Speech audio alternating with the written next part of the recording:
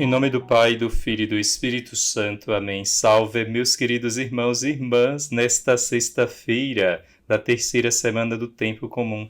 Meditemos o Evangelho deste dia.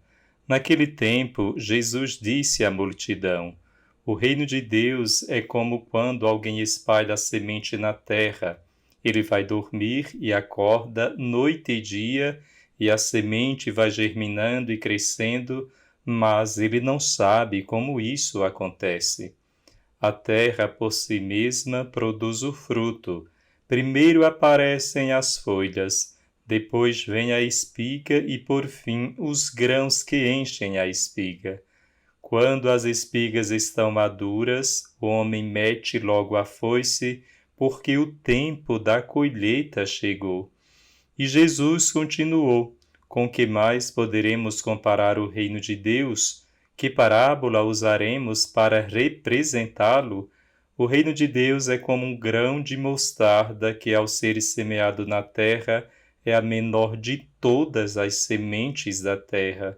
Quando é semeado, cresce e se torna maior do que todas as hortaliças, e estende ramos tão grandes que os pássaros do céu podem abrigar-se à sua sombra.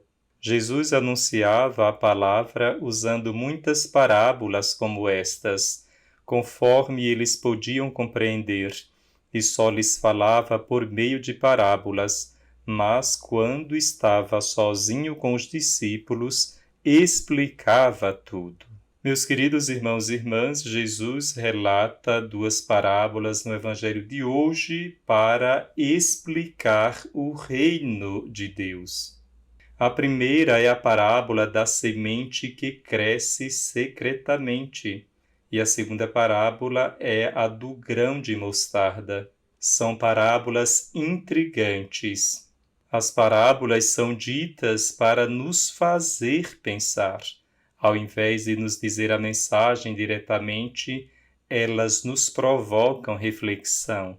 Uma vez que o agricultor tenha semeado a semente, ele deve recuar e permitir que a natureza assuma o controle, por assim dizer.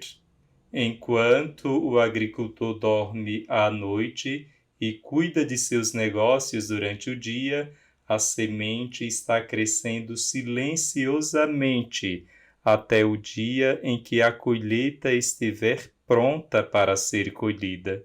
Há muito pouco que o agricultor possa fazer entre a semeadura e a colheita. Ele tem que deixar a semente crescer por conta própria. Há momentos na nossa vida em que também precisaremos recuar. Há um tempo para agir e há um tempo para esperar e reconhecer que a verdadeira ação está acontecendo longe de nós e sem nós. Embora o agricultor esteja fazendo muito pouco entre a semeadura e a colheita, a semente está agindo, está trabalhando durante esse tempo, produzindo primeiro um broto, depois a espiga e, por fim, o grão cheio na espiga. E Jesus diz que o reino de Deus é assim. É como se Jesus estivesse dizendo que temos um papel a desempenhar na vinda do reino de Deus entre nós. A semente tem que ser plantada, pois Deus não faz o que nós podemos fazer. A vinda do reino de Deus em nosso meio é mais obra de Deus do que nossa. É mais fruto da graça de Deus do que do nosso esforço. Como agricultor, não podemos forçar o crescimento do reino de Deus. Temos que dar um passo para trás e permitir que Deus faça a obra que só Ele pode fazer. São Paulo compreendeu esta verdade com clareza e a expressou com muita simplicidade em sua primeira carta aos Coríntios, quando diz: Eu plantei, Apolo regou, mas é Deus quem faz crescer.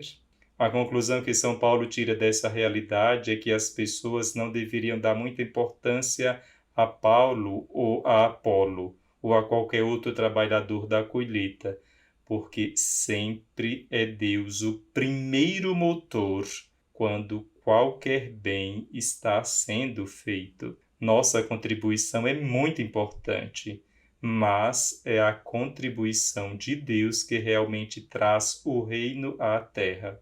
É por isso que precisamos fazer tudo o que pudermos para promover a obra de Deus e, ao mesmo tempo, deixar muito espaço para que Deus trabalhe, para que Deus haja. E se algo de bom resultar de tudo isso, que o Senhor seja glorificado e não nós. Ao vosso nome, porém, seja a glória e não a nós.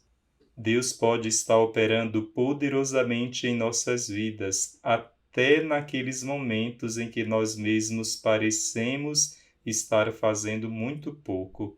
Como diz São Paulo, quando somos fracos, é aí que somos fortes. E o reino de Deus também é comparado a uma semente de mostarda, e não a um oceano majestoso, mas a um grão minúsculo de mostarda. E assim começou o reino de Deus, num menino deitado numa manjedoura, num menino frágil. Aquele que é imenso e grandioso foi encerrado numa manjedoura. Jesus escolheu 12 homens simples, rudes, e entregou a sua igreja sob a responsabilidade deles. No entanto, quem está agindo no interior é o Espírito Santo. O que Deus requer de nós apenas é que o acolhamos, assim como a Virgem Maria se tornou o solo mais fecundo, onde a semente ali sendo lançada produziu o bendito fruto do seu ventre, que é Jesus, que nós sejamos solos ubérrimos, fecundos, para que a palavra de Deus, sendo lançada no nosso coração, produza frutos. O Senhor esteja convosco, Ele está no meio de nós. Abençoe-vos Deus Todo-Poderoso, Pai, Filho e Espírito Santo. Amém.